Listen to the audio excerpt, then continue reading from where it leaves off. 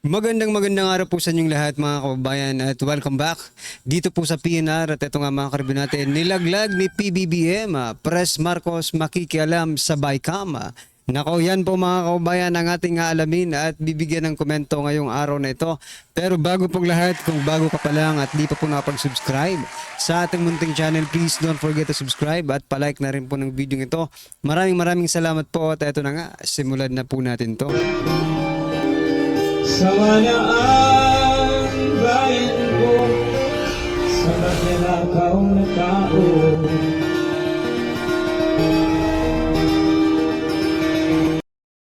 So yan mga kababayan, bago po natin muling pakinggan, panoorin at bigyan ng komento ang video ito.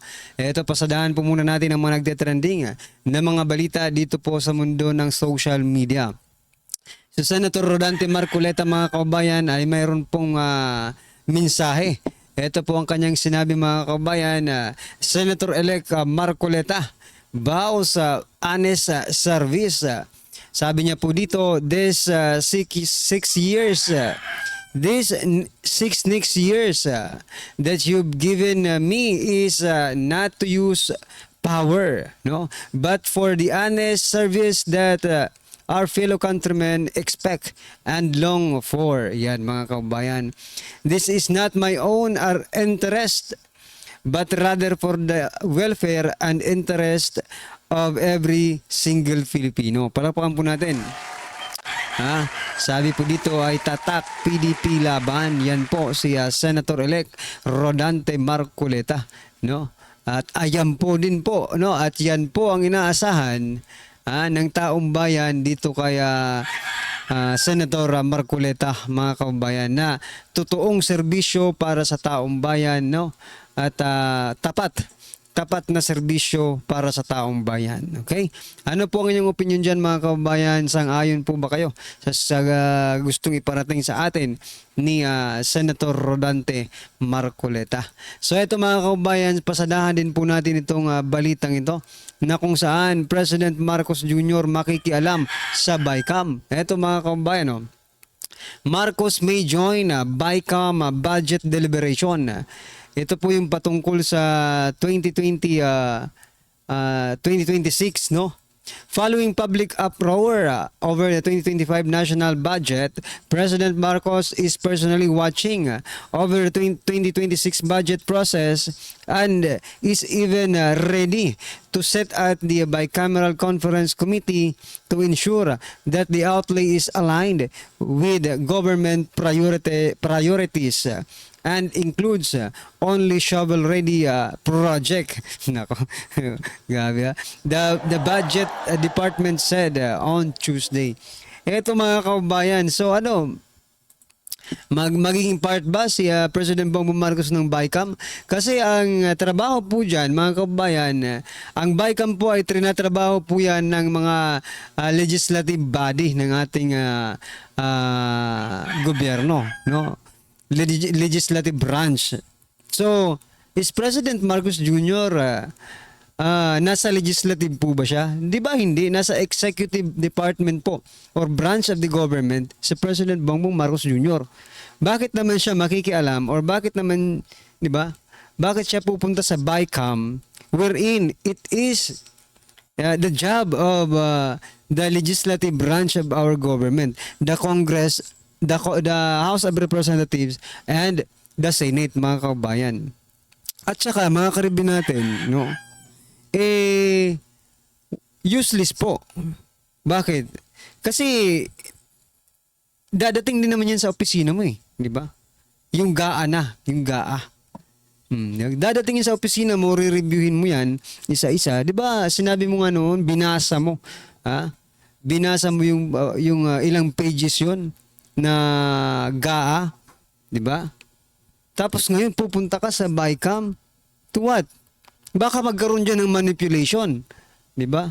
Something kasi nandoon ka di ba? Ngayon nga wala ka doon, marami pang insertion. Gusto niya sigurong di ba? Alam na po natin 'yan. Pinsan mo po si Speaker Martin Romualdez. Ngayon, kung may ayaw ka sa mga budget na pinopropose nila, madali lang yan. Ibebeto mo lang naman yan eh. No? I-remove mo dyan sa gaan na yan. No? At hindi na maging batas yung mga natanggal na yon. Ganun lang kasimple. Hindi mo na kailangan pumunta pa ng BICAM to make sure that everything is, sinasabi dito, align. No? Darating at darating yan sa opisina mo, doon mo na. No? Doon mo na. Kung meron ka mang ayaw sa mga pinopropose nilang project, doon mo, birahin mo doon, i-veto mo doon sa pag-review mo, ano ba? Ng batas pag magsasign ka na. 'Di ba? Kasi legislative 'yan eh. Kayo po ay nasa executive. Hindi kaya magkaroon ng tawag diyan yung tawag dito ni mga congressman pag pinakakailaman sila ng Senado, 'di ba? O pag separation yon, separation of power. Hindi kaya lumabag kayo sa tinatawag na separation of power ng legislative at saka executive branch ng ating gobyerno? Anyway, ano pong inyong opinion dyan mga kaubayan? Ito, pasadahan po natin itong sinasabi rin dito, no? Nalagay natin sa thumbnail na to, nilaglag ni PBBM, ito. Sabi po dito, Jamie News 3 minutes ago, some cabinet secretaries have expressed their sentiments regarding the pronouncement of President Ferdinand Bongbong Marcos Jr. that the public is disappointed with the services provided by the government. O yan mga kaumbayan, no? Sa podcast po na interview ni Katon Ying dito po kay President Bongbong Marcos Jr., no? Na mention nga po doon na talagang dismayado nga, disappointed ang mga even the president, no, sa serbisyo ng ating gobyerno. So, but he is also part of the government, di ba? So, ito mga kababayan, nagbigay po ng kanya-kanyang mga reaksyon yung mga sekretary. Kasi mukhang nilalaglag sila na President Bongbong Marcos Jr. Pero binasa ko po yung content ng article, mga kababayan, isa lang naman ang parang common denominators nilang lahat no? They are doing their job, no? They are just doing their job, parang ganun. And they will improve their job, mga kababayan. Anyway, let's see kung ano po ang mga mangyayari sa susunod. Baka maging mas mabilis pa sa kidlat ang serbisyo ng gobyerno. No, ngayong pinuna na ni President Bongbong Marcos Jr., no? Pinuna na ni President Bongbong Marcos Jr. ang mabagal na serbisyo ng ating mga departamento ng ating gobyerno, di ba? But also the president, no? Anyway, ano pong inyong opinion dyan mga kaubayan? I-comment nyo na lang po. At eto, pasadaan din po natin itong sinasabi ni President Bongbong Marcos Jr. Na kung talagang may nagkukulang o kurap, kung talagang masyadong mabigat yung kanilang kasalanan, kasuhan na namin. Tingnan natin kung ano maging resulta nitong performance review. Aba. Para lang ba ito sa mga kabinete ng ating gobyerno? Or para po ito sa lahat ng opisyal ng ating gobyerno, whether appointed or elected, mga kababayan, no?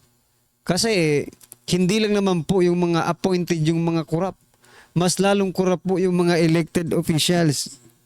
Di ba? At nandyan po sa House of Crooks natin. Di ba? Ako, maniniwala lang ako dito sa sinasabi ni President Bongbong Marcos Jr. na kung masyado na daw mabigat ang kanilang kasalanan, kakasuhan na nila. Magkano lang tayo, maniniwala lang kami. To see is to believe, Mr. President. Di ba? Kasuhan nyo. Unahin nyo na. Yung pinsan ninyo. Di ba? Sabagay, hindi pa naman wala naman ebidensya mga kaubayan na really pero pagdating na araw meron talaga to. May mananagot po pagdating ng araw, no? Pagdating ng araw may mananagot po. Ayan lang po ang masasabi natin. Kasi ngayon pa nga lang mga kaubayan, yung GAA nireklamo, nandun na sa Supreme Court. Yung PhilHealth, nandun rin sa Supreme Court. Marami pang iba siguro ang darating pa.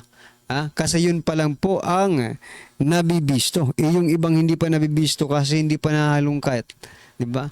Pag magkaroon na po tayo ng bagong administrasyon, baka mahukay lahat ng mga baho dyan, lahat ng mga buto-buto dyan sa Malacanang, diba?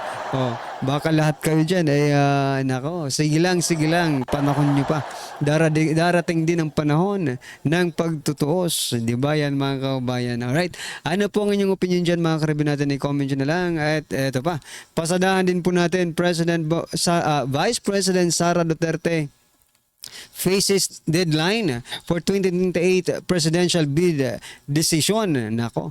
Ito po, Sunstar Davao. 1 hour ago, Vice President Sara Duterte confirmed that her supporters have set a firm deadline of December 2026 for her to decide whether she will run for president in 2028 national election. Palakpakan po natin. Ayan Malayo pa, pero malayo pa. Malapit na.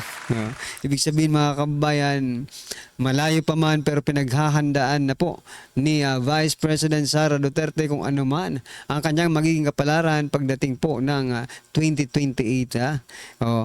Kasi hindi na po niya masyadong iniisip yung impeachment trial kasi meron na namang solid na alliance na maaaring magtanggol or magtatanggol talaga dito kay Vice President Sara Duterte in terms of this impeachment trial na ito.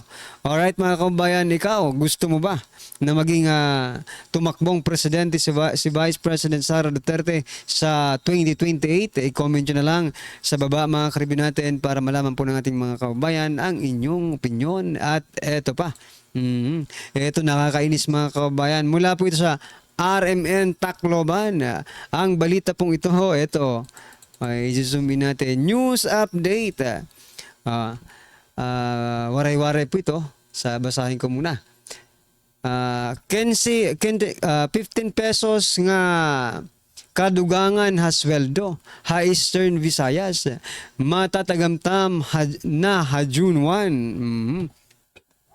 Nako mga kabayan, ibig sabihin po nito 15 pesos na karagdagan sweldo sa Eastern Visayas ay makakamtan na sa June 1. Okay.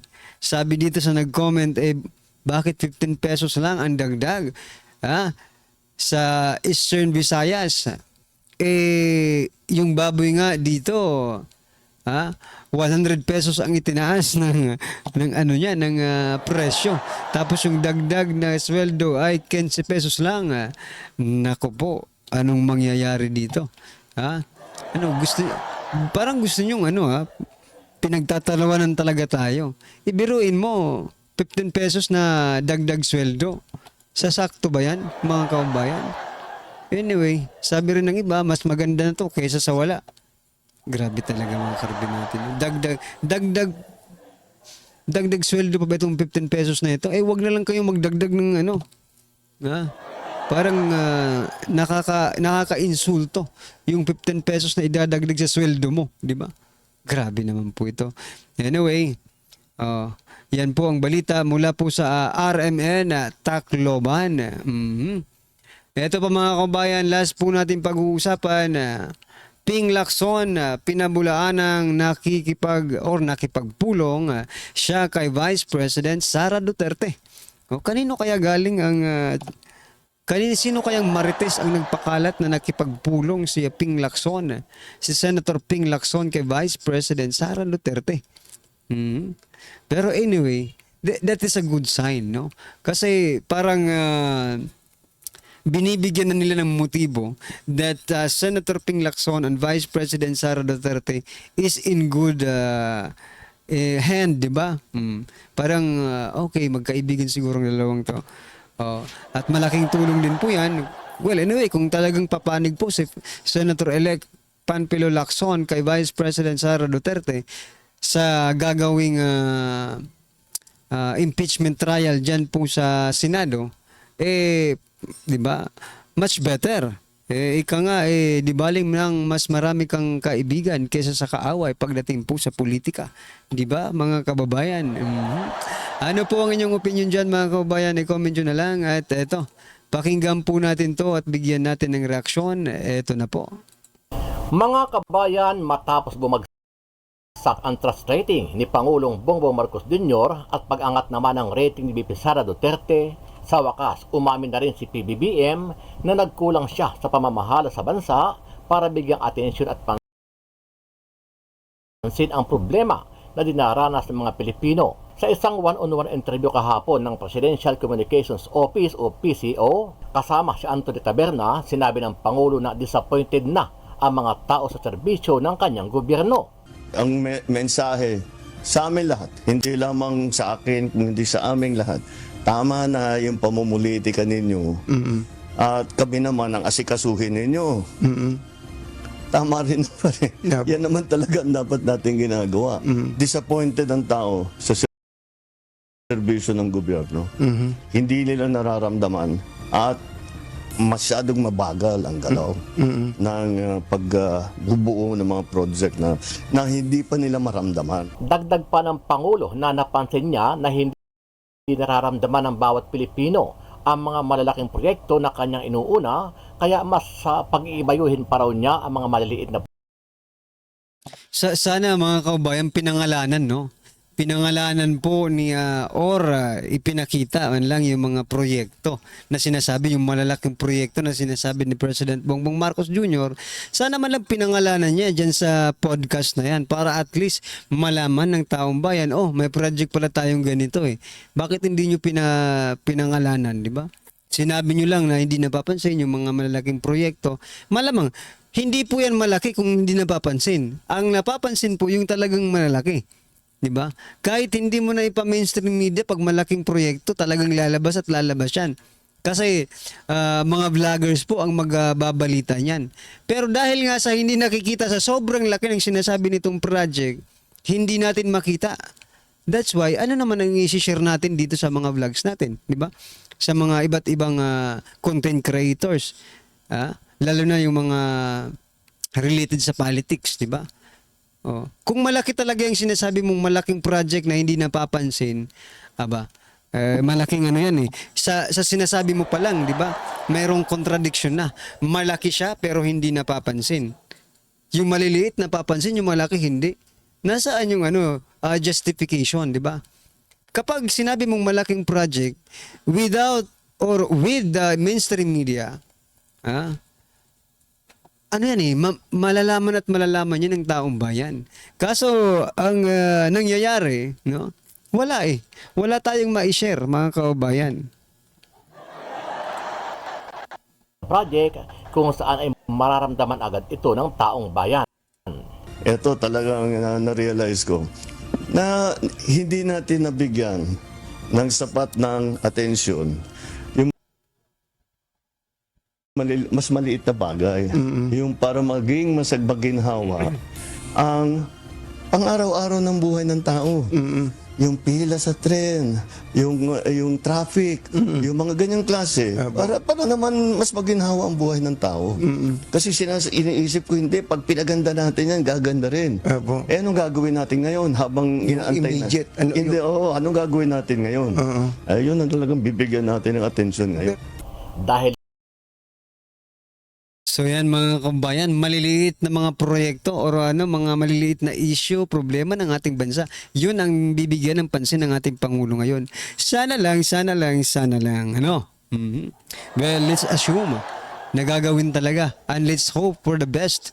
At gagawin talaga mga kabayan. Kasi alam mo naman eh, you know what, Mr. President, lahat po ng sinasabi mo ay kabaliktaran ang nangyayari. Lahat po ng sinasabi mo ay kabaliktaran sa totoong buhay at totoong nangyayari. That's why, itong mga sinasabi mo ngayon, maybe, no, ay kabaliktaran na naman ang mga pwedeng mangyari dito. Hanggat hindi namin nakikita na, eto pala yung sinabi ng presidente, tama nga, eto yun eh. No? Pero, pag itong sinabi mo, ganito nga, bakit ganyan ang nangyari, ibang sinabi ng presidente. Tingnan natin ngayong 2026 mga 2025 pa pala tayo ngayon.